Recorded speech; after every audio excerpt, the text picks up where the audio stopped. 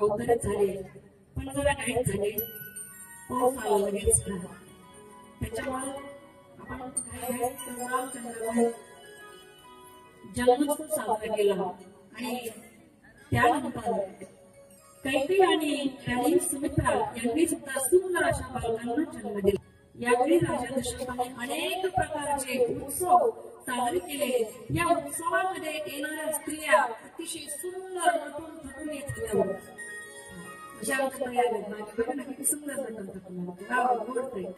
आणि त्या वारंवार या मनोहराच्या त्या ठिकाणी चरणाला लागत आहेत। यावेळी अयोध्येमध्ये सर्वांनी सर्वस्वाचे दान केले होते, सर्वस्वाचे दान करत आहेत सगळ्यांनी। आणि ज्यांना ज्यांना दान भेटलं ना त्यांनी ते भेटलेलं दान आपल्या जवळ ठेवलं नाही तर ते सुद्धा इतरांना वाटत आहे। बघा, ज्यांनी दान घेतलंय त्यांनी ते आपल्या जवळ न ठेवता इतरांना ते दान त्या वाटत राहिलेले आहेत। घरोघरी मंगल वाद्य वाजत होती, जो तो आनंद लग्न होता। म्हणतात की बघा, सूर्य आहे ना, सूर्य आपली गती विसरला होता। सूर्य कधी उगवतो? संध्याकाळी 8:30 वाजता, बरोबर? सूर्य संध्याकाळी 8:30 वाजता उगवतो।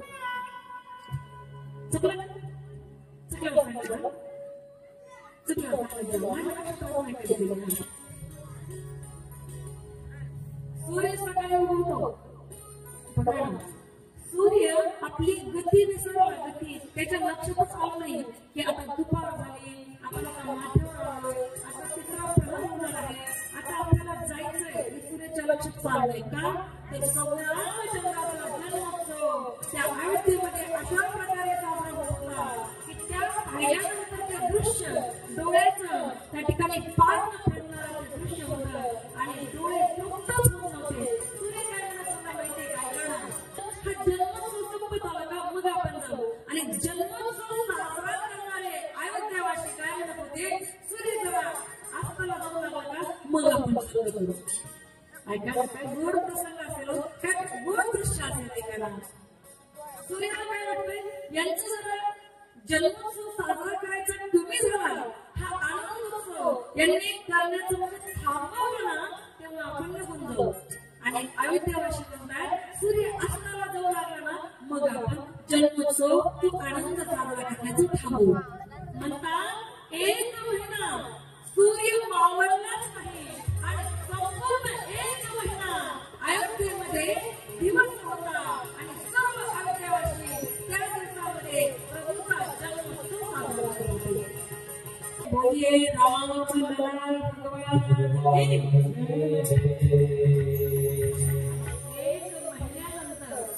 एक महिन्यानंतर सूर्य आपल्या आपल्या जागेवर परतला आणि त्यानंतर रात्र आली। भगवान परमात्म्याने रात्र आली बरं आणि रात्र अतिशय नाराज होती। का नाराज होती? तिने सांगितलं, देवा तुम्ही दुपारी जन्माला आणि मला तुम्हाला पाहण्याचं भाग्य 1 महिन्यानंतर भेटले, किती दुर्दैव माझं। बघा, आपण सुद्धा दुर्दैव आम्ही सांगून तुम्हाला लोक म्हणतात आमच्यावर फार वाईट वेळ आहे, आमच्याकडे फार वाईट वेळ आहे। मी सांगू तुमच्यावर वाईट वेळ कधी येते, ज्यावेळी आपण भगवंताच्या नामस्मरणापासून दूर जातो ना, आपल्या आयुष्यातली आपल्या जीवनातली खरी वाईट वेळ ती आहे।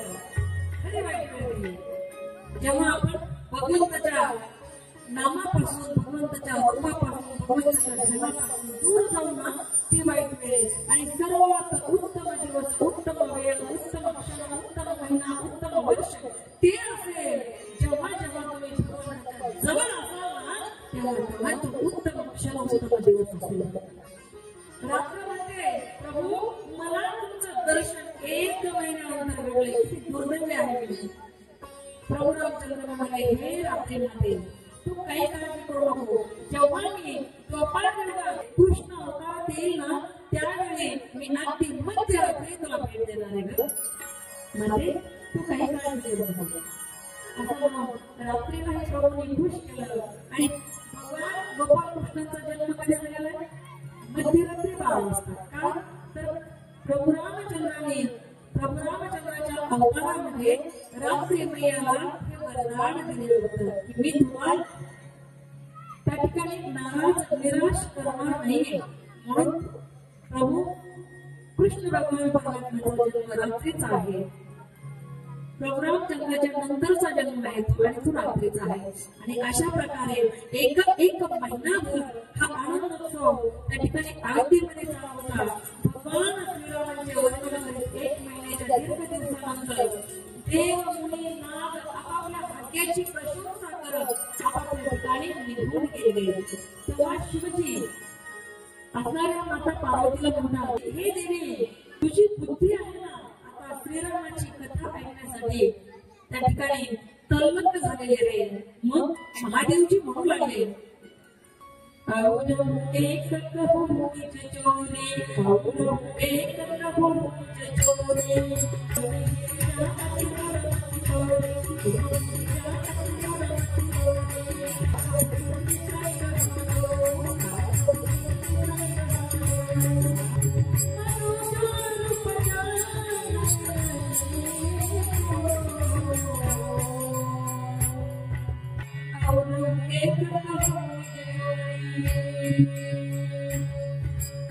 चोरी शिवजी सांगू लागले, हे देवी पार्वती आई तुझ्यापासून एक गोष्ट मी लपून ठेवली बरं.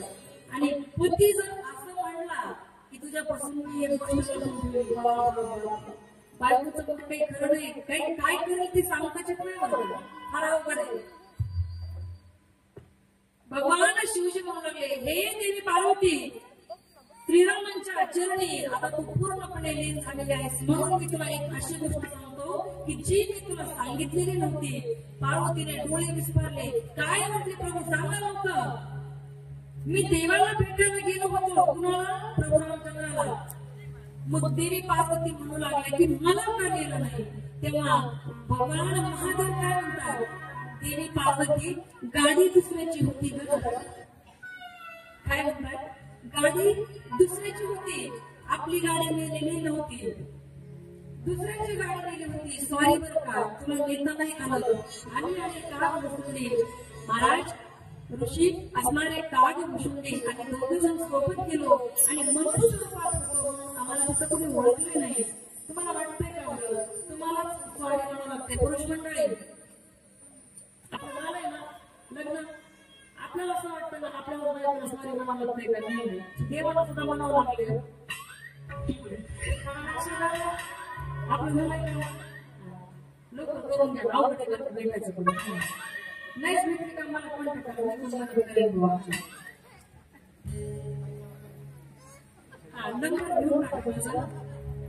फार अवघड झालं बरं का तुम्ही भेटायचं. पण आपल्याला कसं वाटतं, आपलीच बायको आपल्याला लयच किती. देवाच्या बायकाने पण देवालाच केलेलं आहे, देवाच्या बायकाने तरी कुठं सोडलेलं आहे. आणि खरं सांगू का तुम्हाला, नवरा किती पाण्यात आहे ना, हे बायको सोडून कुणालाच कळत नसतं. आम्ही एकदा घरी गेलो बघा, एका बाबांच्या घरी गेलो आणि मी म्हटलं आई साहेब ते आणि बाबांनी सांगितलं होतं आम्हाला इकडे यायचं. आल्यानंतर येऊन जा म्हटलं. बाई म्हणले तर त्या म्हणल्या, अहो त्याच्या इतकं मोठं कोणीच बोलत नाही, तुम्ही त्याच्या गंधावर जाऊच नका, त्याच्या माळीवर त्याच्या गंधावर जाऊच नका. ते किती पाण्यात आहे ना हे मलाच माहिती. बायको म्हणते बरं का.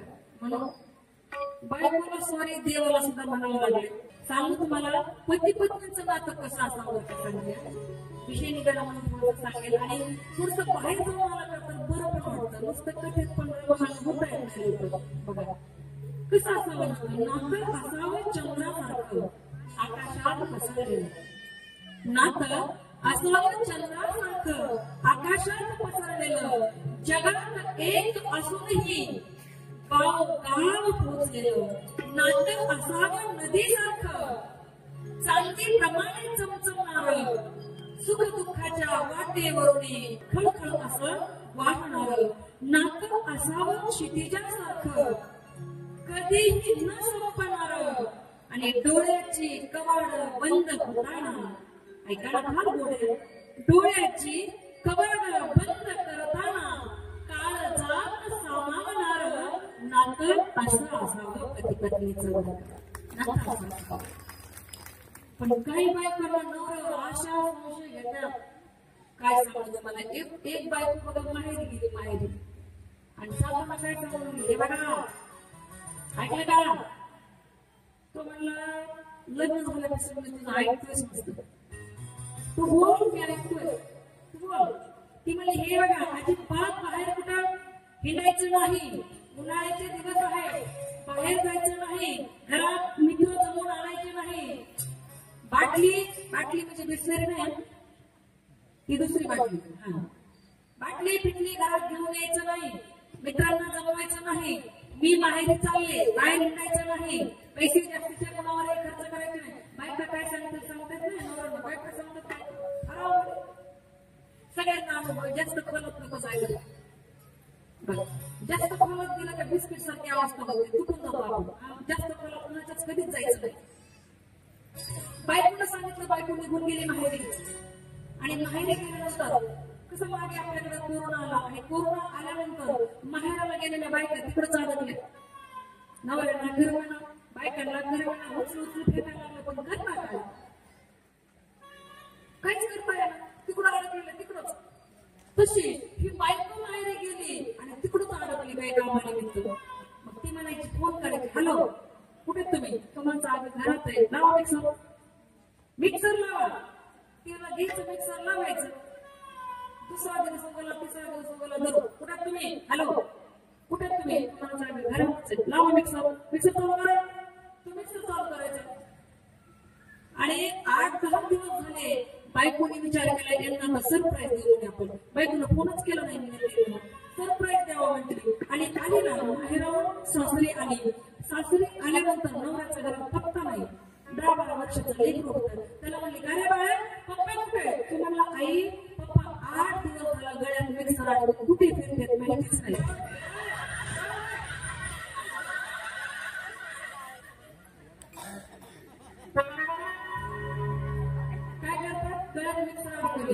जिथं पण तिथं लावतात, आपण 67 मुली लावणार नाही, असे कार्यक्रम कुठं चालवतात, जायचं तिथं खोसायचे, मिक्सर चालू करायचं, त्याचं दररोजचं काम. 4 दिवस बायकोनं एक केलं, 8 दिवस आपण मिक्सर घेऊन.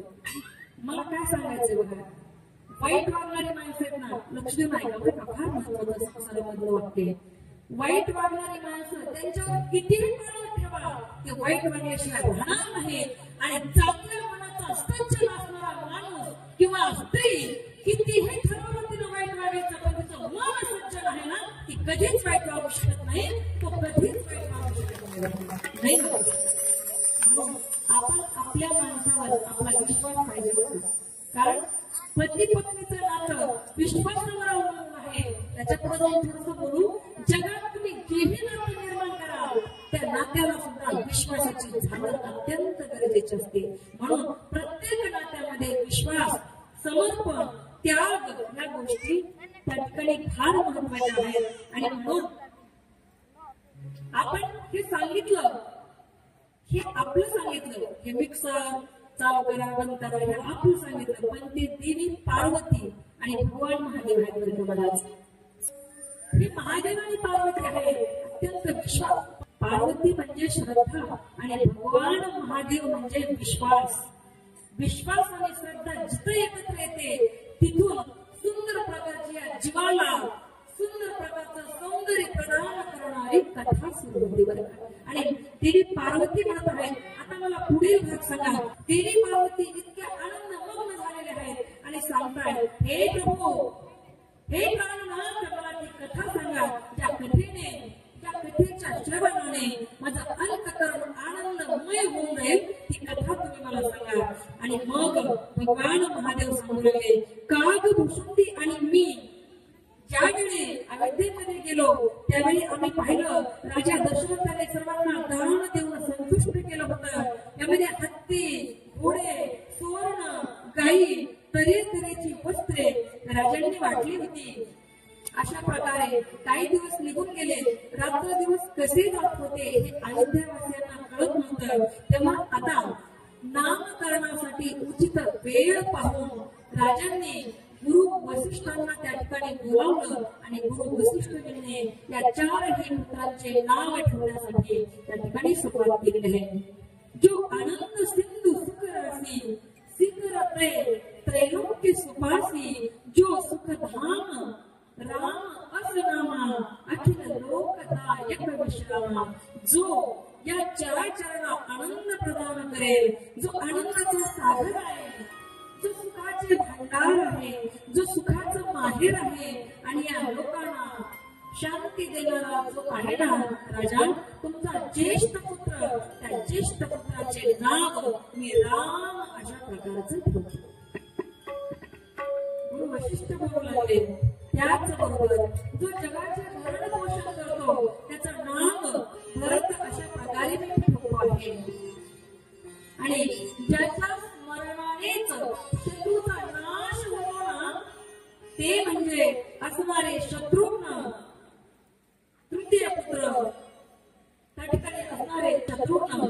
आणि जो शेवटी नाव ठेवलाय वशिष्ठजींनी ऐका, जो शुभ लक्ष्मणाचे धाम आहे, जो श्रीरामांना अत्यंत प्रिय आहे आणि जो जगाचा आधार आहे. जगाचा आधार कोण आहे? पृथ्वी कुणाच्या माथ्यावर आहे, कुणाच्या डोक्यावर आहे? तर ती शेष नागाच्या डोक्यावर आहे. म्हणून या पृथ्वीचा आधार जो आहे ना, लक्ष आणि मन ज्याचं एकत्रित आहे असं असणारं लक्ष्मण नाव मी या पुत्राला देत आहे. लक्ष्मण हे नाव त्या ठिकाणी असणाऱ्या एका पुत्राला दिलेलं आहे. आणि गुरुंनी विचारपूर्वक सर्व नावे ठेवलेली आहेत. आता राजा दशरथाची ही चारही पुत्र आहेत बरं का. आता कौशल्य माता बालरामाकडे पाहून सुखावत आहे आणि त्या ठिकाणी पूर्ण अयोध्या नगरी मधल्या स्त्रिया या प्रभू रामचंद्राकडे अर्थात बालललाकडे पाहत आणि सर्व त्या भवंडाकडे पाहत सुखावून जात आहेत, आनंदमग्न होत आहेत, आनंद विभोर होत आहेत. बालरूपातील रामाच्या विविध लीला आता चालू झालेल्या आहेत. एके दिवशी काय झालं ऐका ना. माता कौशल्याने त्या ठिकाणी असणाऱ्या बालललाची सुंदर त्या ठिकाणी स्नान घातलेलं आहे, सुंदर शृंगार केला, डोळ्यामध्ये सुंदर काजळ घातलं, कपाळावर सुंदर तिलक लावला, केस कुरळे कुरळे आहेत, त्या ठिकाणी सुंदर उंची वस्त्र घातलेलं आहे, हातामध्ये कंकण घातलेले आहेत, बाजूबंद घातलेले दंडावर सुंदर त्या आपल्या बाळाचा शृंगार केला, पायामध्ये पैंजण घातले, कंबर पट्टा घातला, गळ्यामध्ये सुंदर सुंदर त्या ठिकाणी माळा घातलेल्या आहेत आणि भावावर सुंदर प्रकारचा टीका लावलेला आहे. त्या ठिकाणी बाजूला एक काळा टीका लावला. का लावला आपण? नजर लावते म्हणून. नजर लावू नये म्हणून लावतो. आणि वाटतं काय आपल्याला माहिती का, सगळ्यांनी माझ्या बाळाला पाहावं, सगळ्यांनी म्हणावं काय सुंदर आहे तुमचं बाळ, बरोबर आहे.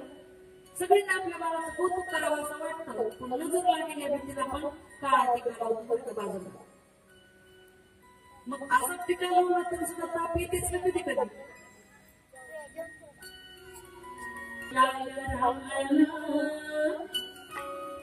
या देवाला कशी झाली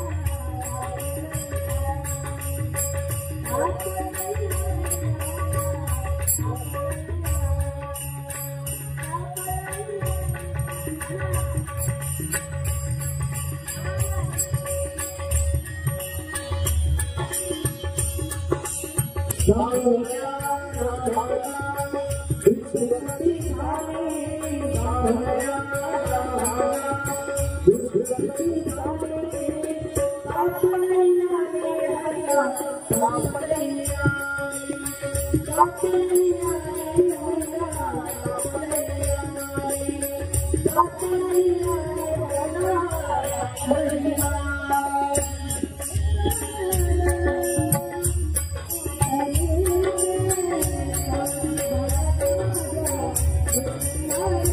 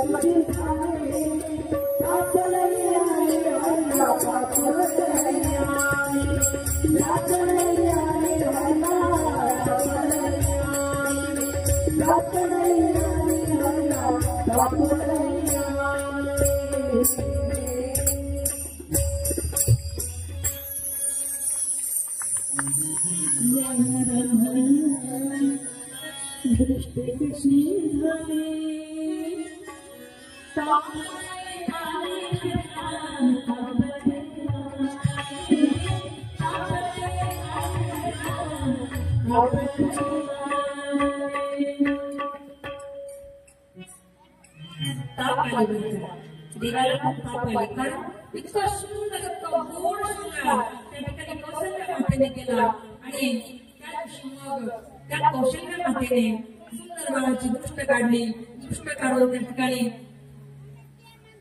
मग खारीला अर्थात बलरामाला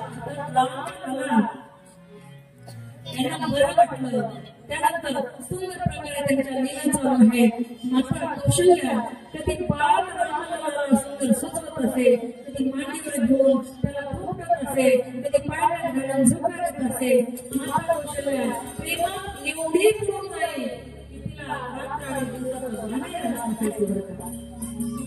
एके दिवशी घरात सुंदर असा कार्यक्रम होता आणि कार्यक्रमाच्या दिवशी मात्र कौशल्य सर्व दशरथ राजांच्या तीनही राजांनी सुंदर स्नान वगैरे करून सुंदर शृंगार केला आणि आपल्या कुलदेवताला नैवेद्य करायचा म्हणून कौशल्य मातेने बाळाला त्या ठिकाणी पाण्यात झोपवलं.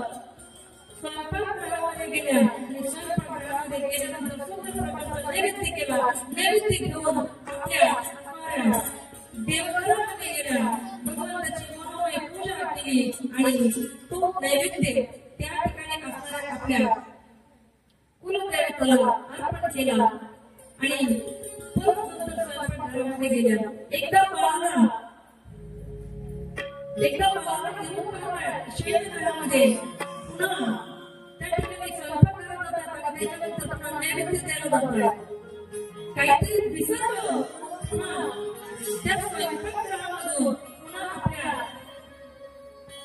देवघरामध्ये गेल्या आणि पाहिलं तर बाळाला अर्थात प्रभू राम त्या ठिकाणी तो आपल्या कुलदेवतेसमोर मांडलेला नैवेद्य मांडले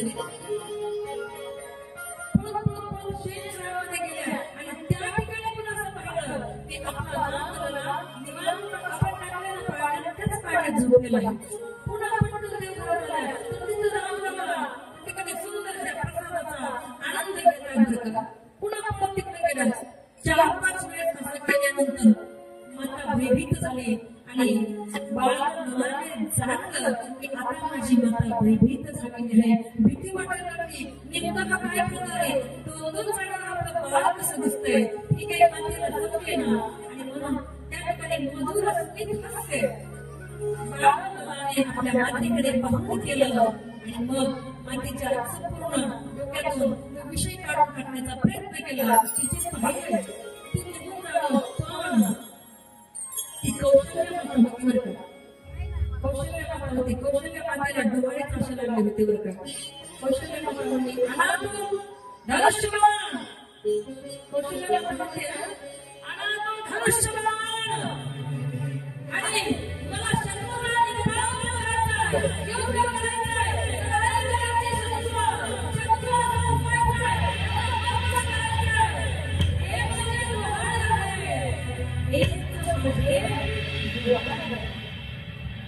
ज्याप्रमाणे छत्रपती शिवाजी महाराजांच्या आईसाहेब अर्थात जिजाऊ साहेब होत्या आणि मला दोहायला आहे घोडा मारण्याचे दांडपट्टा मारण्याचे चक्र मारण्याचे आणि महाराष्ट्राला 5 शाळेच्या जागातून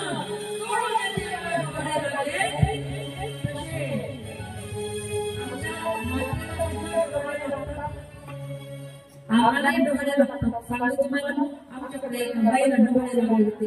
तिनं उभेने अशी भिंत चटायची चालू गेली. ते माती टाकून नाही का सारं भिंत मी माझ्या डोळ्याने स्वतः पाहिले आणि मोठं सांगत नाही बरं भिंत चालत होती की मला काय चाललंय म्हणजे काय ती म्हणली बाई डोळ्यात तशी येतो हा असले डोळे लागल्यानंतर जन्माला काय ना काही समजलं काय काय बायका कोळशी खातात चुलीतले कोळशी खातात मी माझ्या डोळ्याने पाहिले माती काय खातात कोळशी काय खातात काय खावं हे सुद्धा कळत नाही लेकरू आपलं किती किती करत असेल बरं इतके डोळे बेकार लागतात बघा डोळे आपल्याला लागले पाहिजेत पुस्तकं वाचण्याची डोळे लागले पाहिजेत संतांचं चरित्र ऐकण्याचे डोळे लागले पाहिजेत शुरांचं चरित्र ऐकण्याचे आणि डोळे लागले पाहिजे काहीतरी संकल्प करण्याचे जरूर लागायला पाहिजे डोळे ऐका ना त्या ठिकाणी कौशल्य मातेला डोळ्याचा चला घालते राम त्यांच्या हृदयातून त्यांच्या डोळ्यासमोरून कसलाही जायला तयार नाही रामाची होईचे पती बैसोई पदवी घ्यायची रामाला हात जोडले की मातेने हात जोडल्याने सांगितलं हे रामाला त्या ठिकाणी वेगळी कधीच होऊ नये अशी त्या ठिकाणी माझी बुद्धी आपण निर्माण करावी त्या ठिकाणी आपली आई मागते बरं का त्या वरदान मागत आहे त्यानंतर मग गुरु वशिष्ठांनी चूडाकरण केला त्या ठिकाणी मुंडन संस्कार केला आणि या संस्कारानंतर अशा सर्वजण बाहेर खेळायला जाऊ लागले तेव्हा माता कौशल्या म्हणते बाहेर खेळायला जाऊ नका मला करमत नाही घरात आपल्याला बाहेर गेलं का आपलं मन लागत नाही चित्त लागत नाही बाहेर जाऊन पडल का कुणी मारल का काहीतरी वाटत राहत आपल्याला तसं कौशल्य माता सुद्धा म्हणतात की बाळा बाहेर लांब जाऊ नका रे खेळायला तुम्ही माझ्या भक्तीच्या बाजूला गेलात ना हा त्रास होतो हा पीडा होते रे रमण हे रमण लांब जाऊ नको कौशल्य माता म्हणजे आता दृष्टी पुढे चित्त आहे जगीच आहे आणि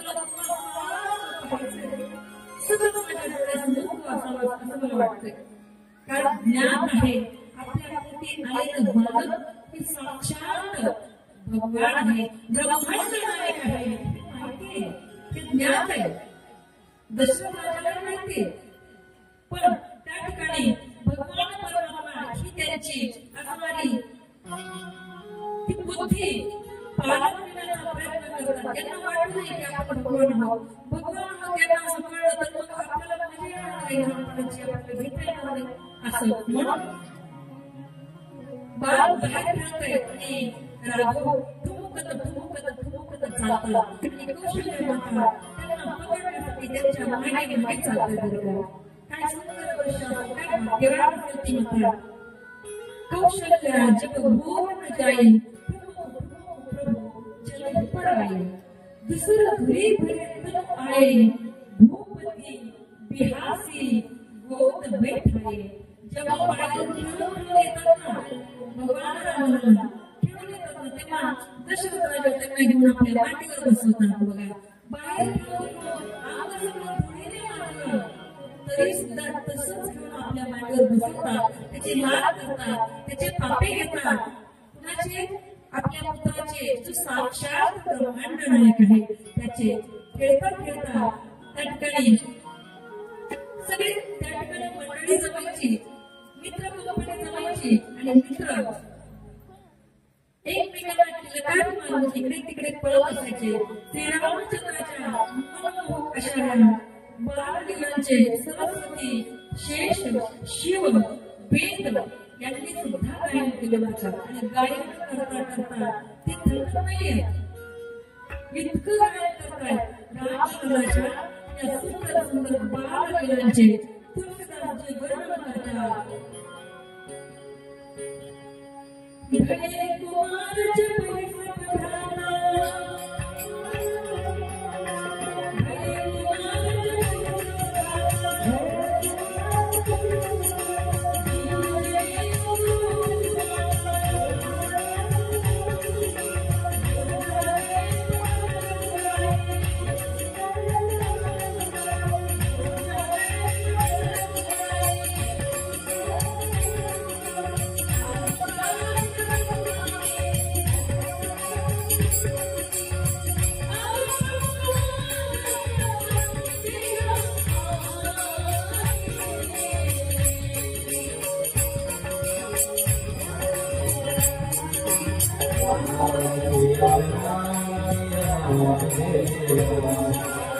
त्या